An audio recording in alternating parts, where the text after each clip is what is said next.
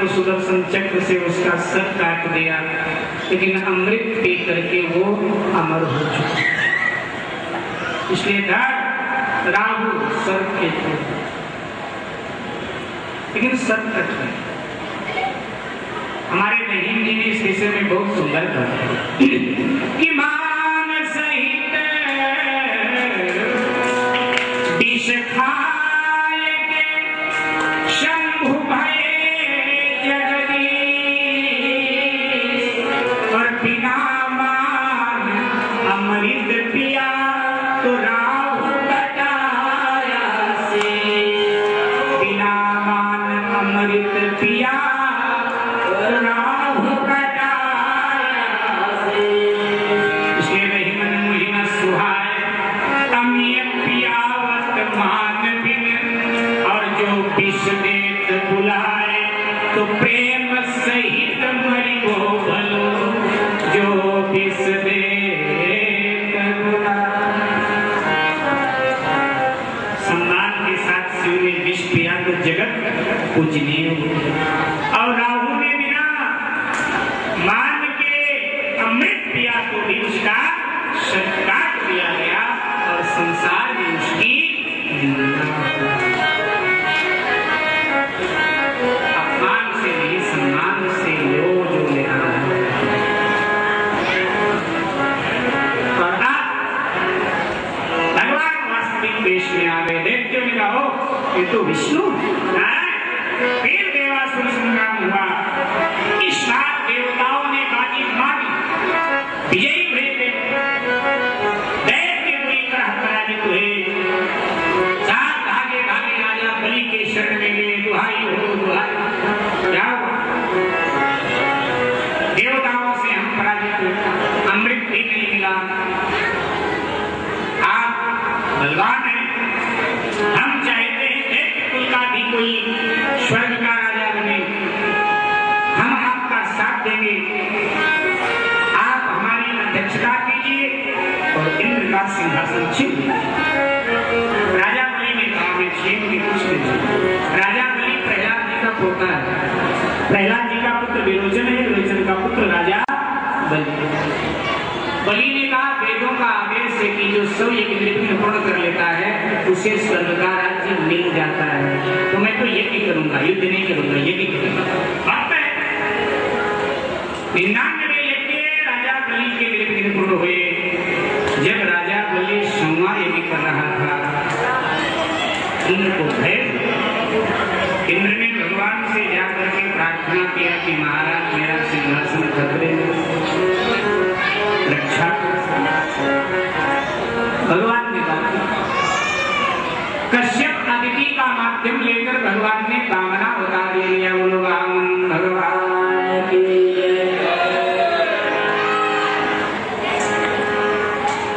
थोड़ा बड़े बड़े भरद्वाज ऋषि ने यज्ञोपवीत किया और उन्हें आदेश दिया भिक्षा लेकर आओ। बामन राजा बलि के द्वार पर पधारे। बलि ने देखा छोटे से ब्राह्मण को, प्रणाम किया और पूछा ब्राह्मण देवता किस ऋषि के पुत्र हो? बामन जी ने कहा राजन कश्यप मेरे पिता, अदिति मेरी माता है। मैंने सुना है आपने संकल्प लिया है मेरे द्वार पर आपको ब्राह्मण जो मांगेगा उसे मिलेगा। मैं मांगने आया हूँ, बताओ जो मांगूंगा मिलेगा? बोले अवश्य मिलेगा। मांग। भगवान ने कहा मुझे 3 पग जमीन चाहिए। राजा बलि हंस पड़ा, बोला एक सम्राट से 3 पग जमीन कुछ और? बोले नहीं, 3 पग जमीन। इतने में शुक्राचार्य आ गया। उसने देखा ये कौन सा नाम हो, पहचान लिया। गुरु है ना, गुरु की नजर बड़ी पहली होती है। ये तो भगवान, ये कहीं न कहीं देवताओं का स्वार्थ सिद्ध करने आया है। देवताओं की बलि को अलग ले जाकर सिखाया ये ब्राह्मण नहीं है तो ये भगवान है स्वयं विष्णु। देना मत, मना कर दे। बोले मैं नहीं दूंगा, जाओ। राजा बलि ने कहा क्या कह रहे हैं? कोई साधारण ब्राह्मण होता तो भी मैं मना न करता, क्योंकि मेरी प्रतिज्ञा है। और ये तो स्वयं भगवान जो 3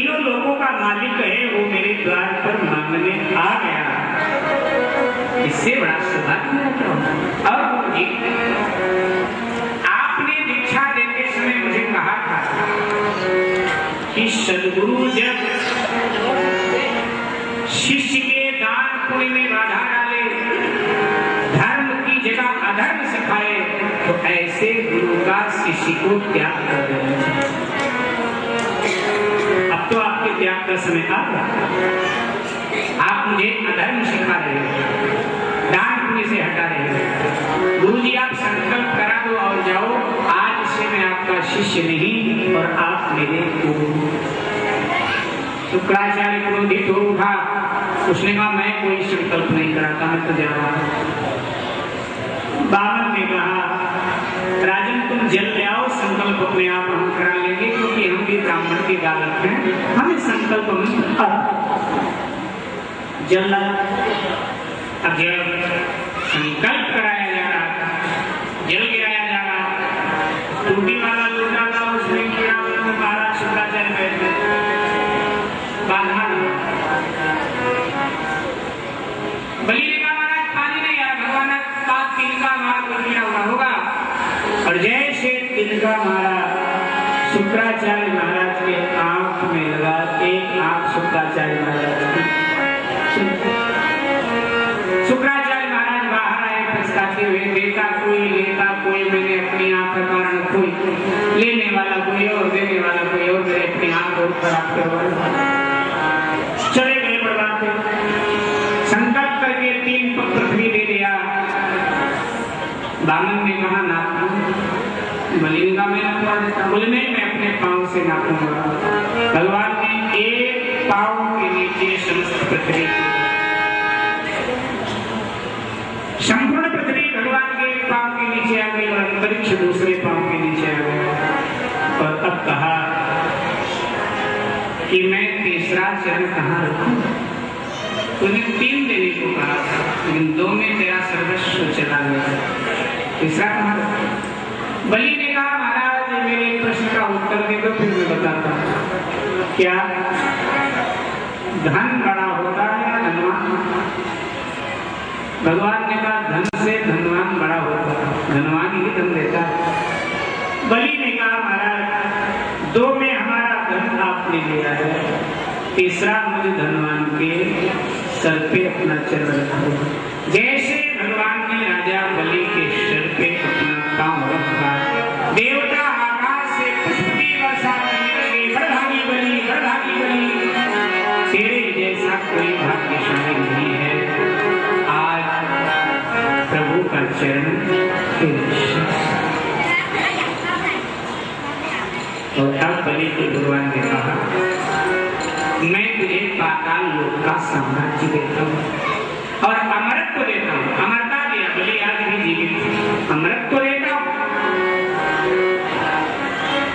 वैवस्वत मनवंतर जब तक है तब तक तो यही इंद्र शासन करेगा स्वर्ग पर, लेकिन जब वैवस्वत मनवंतर पूर्ण होगा जाएगा, सावर्णी मनवंतर लगेगा, तब मैं तुझे स्वर्ग का राज्य अवश्य दूंगा।